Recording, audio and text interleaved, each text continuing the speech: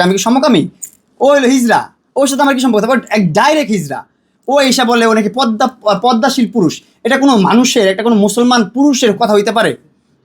এটা কোনো মানে ইথিক্সে আপনারা কিভাবে আপনারা এগুলো দেখেন, কিভাবে অ্যাকসেপ্ট করেন না, আমি এটাই বুঝি না। এই সমস্ত মানুষ সমাজে কিভাবে ঘোরাফেরা করে আমি সেটাই বুঝি না ভাই। ও আমার আম্মুকে বিয়ে করতেছে, এটা কোন ধরনের কথা? ও কোন মতো একটা হিজড়া আমার মাকে কেন বিয়ে করতে হবে? আমার বাবা মার জীবনে যেমনই হোক, যাই হোক, দেখেন স্টিল আমার বাবা আছে, আমার মা আছে, ওনারা একসাথে থাকে। সারাদিন ঝগাঝাটি হয়, সারাদিন মারামারি করে, সারাদিন যাই করে, একসাথে থাকে আমার বাবা মা একসাথে থাকে। আবার ঘুম থেকে উঠে আবার ঝগড়া করে, আবার একসাথে ঘুমায়।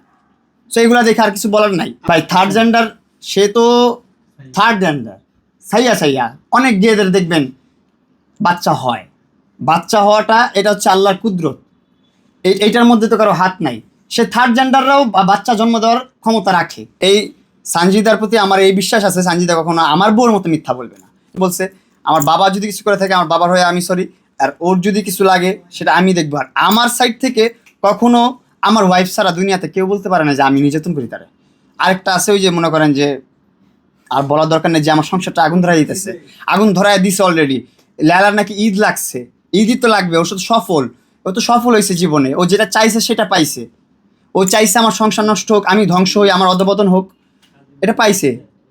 এখন তো আমি ধ্বংস, আমি অধপতন, আমার এখন অধপতনের রাস্তায় আমি হাঁটতেছি। আমি নিজে দেখতেছি আমার সব ধ্বংস সামনে, তারপর আমি এই রাস্তাতেই হাঁটতেছি। কারণ কি? কারণ আমি যাকে ভালোবাসে ঠুকে গেছি, সে আমার বিপক্ষে চলে গেছে। এখন আমি আর এইগুলো নিয়ে সাফাই দিতে চাই না। আমি শুধু এতটুকুই বলতে চাই, আমার ওয়াইফকে ব্রেন ওয়াশ করা হচ্ছে, আমার ওয়াইফকে খুব বাজেভাবে মিস ইউজ করতেছে সবাই। আমার ওয়াইফ এখনও আমার কাছে আসতে চায়, আমার ওয়াইফ আমাকে চায়, এই জন্য ও এখনও আমাকে ডিভোর্স দেয় নাই। ওর আশেপাশের মানুষ থেকেও আমি জানতে পারছি ও আমাকে ভালোবাসে, স্টিল আমাকে মিস করে, কিন্তু ওর ফ্যামিলির